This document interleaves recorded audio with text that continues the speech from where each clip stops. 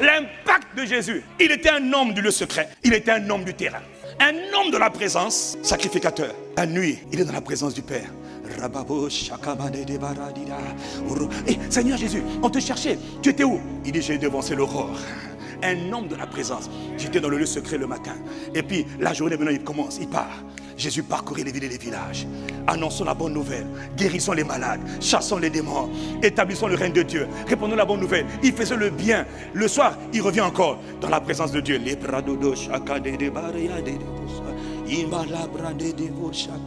Le lendemain, il repart encore dans les campagnes, sur le terrain.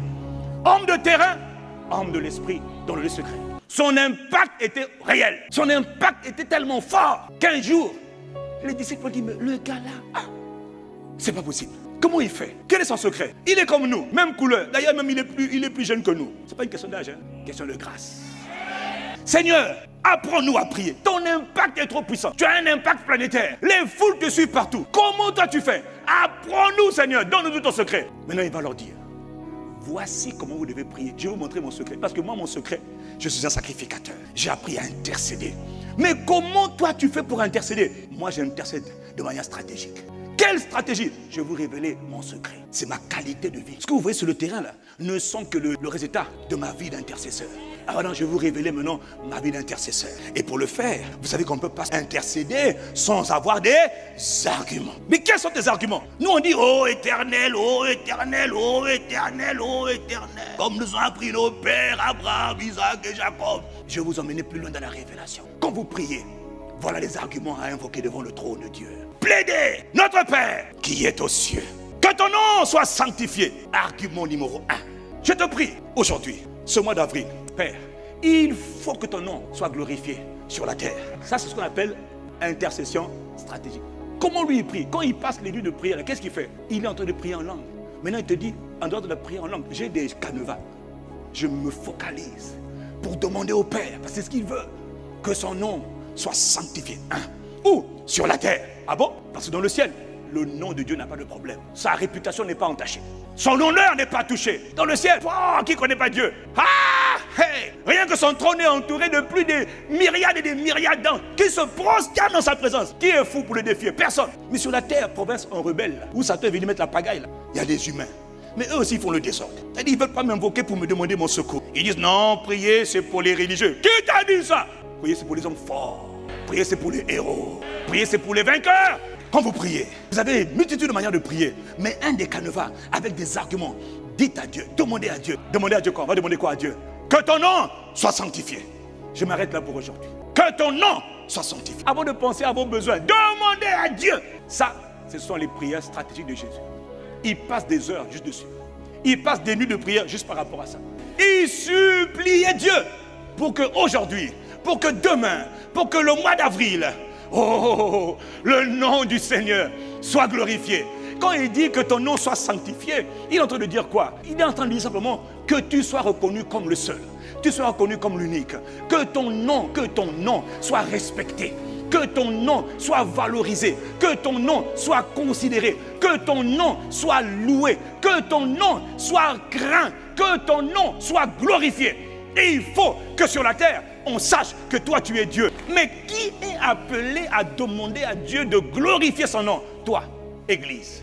Mais est-ce que tu es conscient que Dieu ne rêve que de ça? Que son nom à lui soit glorifié. L'intercession stratégique consiste à demander à Dieu ce que Dieu veut dans les règles de la nouvelle création.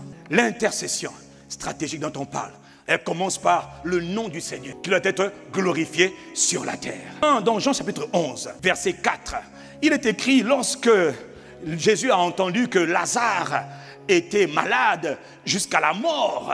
Jésus va leur sortir une phrase. Jésus va dire, il dit cette maladie-là, elle n'est point là pour qu'il meure, mais cette maladie, elle est là pour la gloire de Dieu. Il dit afin que le Fils de l'homme soit glorifié par cette maladie. Donc il y a des situations dans ta vie qui arrivent afin que le nom du Seigneur soit glorifié. Est-ce que tu sais que par toi, Jésus veut qu'on l'honore? Mais toi, tu n'es pas conscient parce que tu ne pries jamais pour ça. Quand tu pries pour donne-moi le travail. Non, mauvaise manière de prier. Demande-lui, dans ma vie, dans ma situation, dans ma maison, dans ma famille. Père, glorifie ton nom.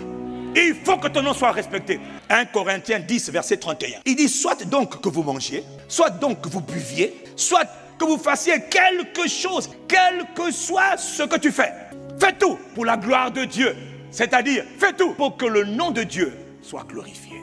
Que par mes actes, les actes que je vais poser ce mois d'avril, que ton nom soit glorifié. Que par ma conduite, mon attitude, oh Dieu, que ton nom soit glorifié. Ne dis pas encore, le chef là me maltraite, je souffre trop, j'ai pas de job. Non, dis Seigneur, par ma vie professionnelle, que ton nom soit glorifié. Lui-même, il sait comment convertir ce que tu viens de dire pour que son nom soit vraiment glorifié dans ta vie.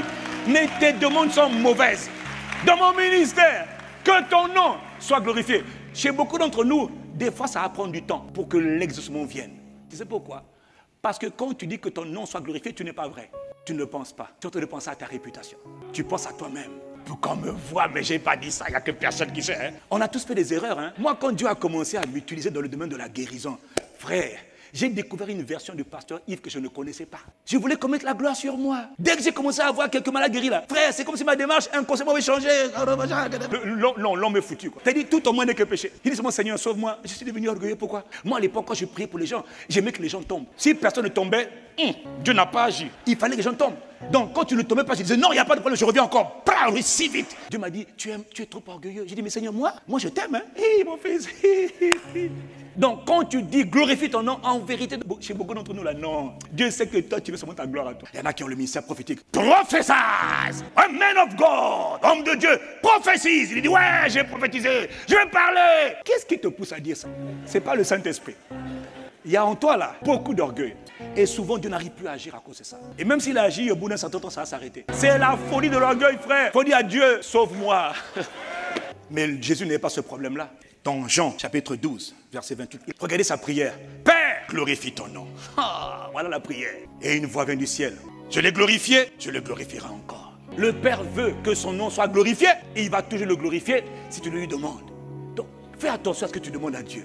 Au lieu de demander beaucoup de choses que tu ne maîtrises pas. Je veux me marier, est-ce que ce serait un bon mariage? Père, glorifie ton nom dans mon mariage. Jésus demandait de l'intimité. Père, qu'à travers mes œuvres que tu fais, Seigneur, glorifie ton nom. Et c'est ce qui se passait. Il n'attirait pas la couverture sur lui. Il ne cherchait pas à paraître intéressant. Je chante bien, je prie bien, je prêche bien. Il ne cherchait pas ça. Dans son cœur qui était purifié, il voulait que les gens rendent gloire au nom du Seigneur. Dans Luc chapitre 7, 13, lorsque Jésus rentre dans la ville de Naïm et il voit une pauvre veuve qui n'avait qu'un seul fils et elle avait un fils unique. Maintenant la veuve de Naïm, elle perd aussi son fils. Elle est en train d'emmener son fils en terre et la veuve est en train de pleurer. Le Seigneur l'ayant vu fut ému de compassion pour elle et lui dit, ma fille, ne pleure pas. Il dit, jeune homme, le gars est mort, le petit est mort. Jeune homme, il n'a pas besoin de prier. Il a prié avant. C'est un homme intercesseur. Que Dieu nous fasse la même grâce. Jeune homme, je te le dis, lève-toi. Et la Bible dit, le mort s'assit et il se mit à parler.